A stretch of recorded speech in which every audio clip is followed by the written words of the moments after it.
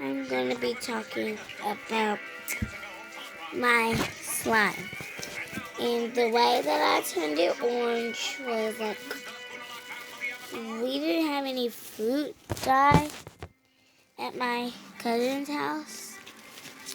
So we just like put marker on it when the boys went to bed. And yeah. So if you wanted to know how to make it, I can tell you right now. So you could have a container that has the top that goes with it and a big bowl. So what you put in the big bowl is dishing detergent, and in the container you put Clorox in it. And some warm water, then stir the Clorox in the water up. Then once you don't make no slime over here. I know.